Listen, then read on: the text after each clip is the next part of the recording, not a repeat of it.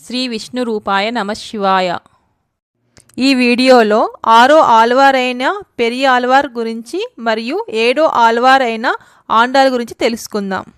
పెరియ ఆల్వార్కి మరో నామం విష్ణు చిత్తులు, ఆండాల్కి మరో నామం గోదాదేవి. శ్రీవారి వాహనమైన గరుత్మంతుని అంశతో పెరియ ఆల్వార్ జన్మించారు. విష్ణు చిత్తుల వారి పెంపుడు కూతురు ఆండాల్. ఇప్పుడు అమ్మవారి గురించి విశేషంగా తెలుసుకుందాం. శ్రీహరి పత్ని అయిన భూదేవి అంశతో ఆండాల్ అవతరించింది. 12 మంది ఆల్వార్లలో ఒకే ఒక మహిళ ఆల్వార్ ఆండాల్ అమ్మవారు. వైకుంఠంలో ఒకరోజు నారాయణుడు యోగ నిద్ర నుంచి మేలుకుంటాడు. అప్పుడు భూదేవి నారాయణుడితో, భూలోకాన ఎవరిని ఎక్కువగా ప్రేమిస్తావు అని అడుగుతుంది. నిష్కమ భక్తితో ఉండేవారిని ఎక్కువగా ప్రేమిస్తానని భూదేవితో పెరుమాళ్ళు చెప్తాడు.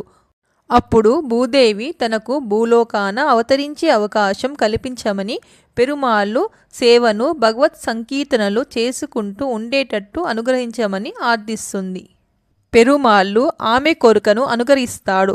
అప్పుడు శ్రీవిల్లిపుత్తూరులో విష్ణు చిత్తుల వారికి తులసివనంలో శిశువుగా అవతరించి లభిస్తుంది.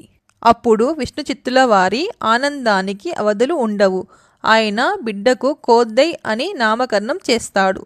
విష్ణు చిత్తుడు ఆమెను పవిత్రమైన శక్తివంతమైన వాతావరణంలో శ్రీకృష్ణుని కథలను వినిపిస్తూ పెంచుతాడు. ఆమె విష్ణు చిత్తులకు పూలను తులసిని సమకూర్చడం మొదలైన మాలె కైంకర్యం కార్యక్రమంలో సహకరిస్తూ ఉంటుంది. ఆ బాలిక దినదిన అభివృద్ధి చెంది యుక్త వయసుకు చేరుకుంటుంది. విష్ణు చిత్తులు పూల బుట్టను ఇంట్లో ఉంచి వాటిని సాయంకాల సమయాన ఆలయానికి తీసుకొని వెళ్తుంటాడు. ఆ పూలను మాలగా కుచ్చి ఆండాల్ అలంకరించుకొని అక్కడ ఉన్న కోనేరు పుష్కరిలో తన ప్రతిబింబాన్ని చూసుకొని తాను పెరుమాళ్లకు సరైన జోడి అవునా కాదా అని ఊహించుకుంటూ ఉంటుంది. పెరుమాళ్లను తప్ప ఇతరులను వివాహం చేసుకోనని నిశ్చయించుకుంటుంది. ఆమె ప్రతిరోజు తను ధరించిన పూలమాలను తన మెడలో నుంచి జాగ్రత్తగా విడదీసి తన తండ్రికి తెలియకుండా వాటిని పెరుమాళ సన్నిధికి తీసుకువెళ్లే పూల బుట్టలో పెడుతుంది. ఒకరోజు విష్ణు చిత్తుడు ఇంటికి త్వరగా రావడం వల్ల ఆండాలమ్మ చేసిన పనిని చూస్తాడు. ఆ పూలు పెరుమాళ్లకు సమర్పించేందుకు పనికిరావని, వేరే పూలు సేకరించేందుకు సమయం చాలా తక్కువ ఉందని ఆ రోజు పెరుమాళ్లకు పుష్ప కైంకర్యం చెయ్యడు.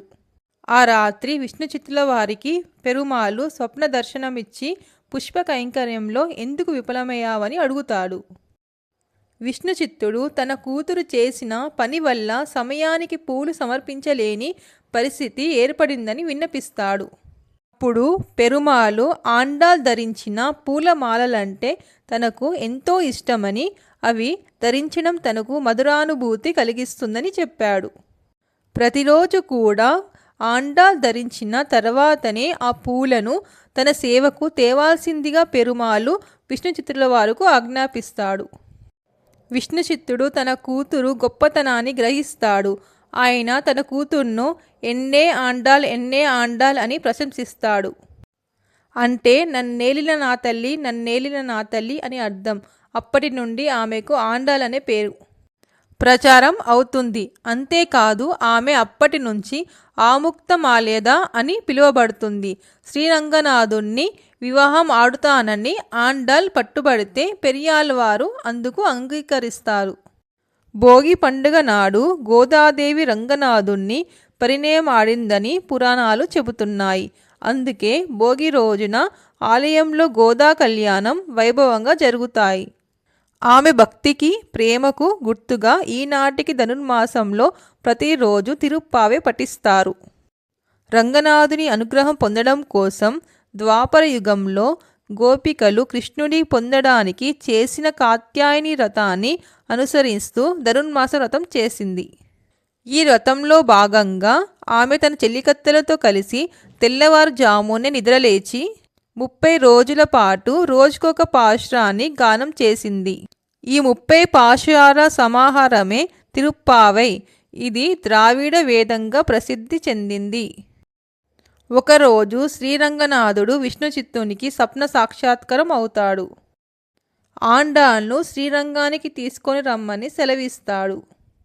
అదే సమయాన శ్రీరంగంలో కూడా ఆలయ అర్చకునికి స్వప్నంలో కనిపించి శ్రీవిల్లిపుత్తూరుకు ఛత్రం, వాలు, వెండి బెత్తాలతో వెళ్ళి ఆండాళ్ను రాజగౌరవ లాంఛనాలతో తీసుకురమ్మని ఆజ్ఞాపిస్తాడు. శ్రీరంగ పరివారం శ్రీవిల్లిపుత్తూరుకి వెళ్ళి విష్ణు చిత్తునికి ఈ సందేశం తెలియజేస్తారు. ఆ తర్వాత ఆండాళ్లను పల్లకిలో ఊరేగింపుగా శ్రీరంగానికి తీసుకొని వెళ్తారు. ఎంతో ఆడంబరంగా పవిత్ర మంగళ శబ్దాలతో ఆండాళ్ సపరివారంగా రంగరంగ వైభవంగా శ్రీరంగం చేరుకుంటుంది. శ్రీరంగనాథుడు ఆండాళ్ను పాణిగ్రహణం చేసుకొనుటకు తన సంసిద్ధతను తెలియజేస్తాడు. విష్ణుచిత్తుడు మహా ఆనందభరితుడు అవుతాడు. విష్ణుచిత్తులు వారి పరిణయం శ్రీవిల్లిపుత్తూరులో సంప్రదాయబద్ధంగా అందరూ తిలకించేటట్టు జరగాలని శ్రీరంగనాథుని వారిని విన్నపిస్తాడు. శ్రీవిల్లిపుత్తూరులో వివాహానికి అన్నీ సిద్ధం చేస్తారు. శ్రీరంగం నుంచి శ్రీరంగనాథుల వారి రాకకు విల్లిపుత్తూరులో అందరూ ఎదురు చూస్తూ ఉంటారు. అయితే రంగనాథుడు వస్తున్న చిహ్నాలు ఏమీ కనిపించవు. అందుకు ఆండాళ్ చాలా బాధపడుతుంది. ముహూర్తానికి ముందే రంగనాథుణ్ణి తీసుకొని రావాల్సిందని గరుత్మంతుణ్ణి అభ్యర్థిస్తుంది. పెళ్లి కూతురిగా ముస్తాబైన గోదాదేవి ఆలయంలోకి ప్రవేశించగానే అందరూ చూస్తుండగానే గర్భగుడిలోని ఆదిశేషునిపై శయనించి ఉన్న రంగనాథుని పాదాల చెంతకు చేరి జ్యోతి స్వరూపంలో మారి స్వామిలో ఐక్యమైపోయింది. ఓం నమో నారాయణాయ Govinda Hari Govinda Radha Ramana Hari. Thank you for watching my video. ఈ వీడియో కనుక మీకు నచ్చినట్టయితే ఈ డివైన్ తెలుగు భక్తి ఛానల్ని లైక్, షేర్ అండ్ సబ్స్క్రైబ్ చేయండి. శ్రీమాత్రే నమః.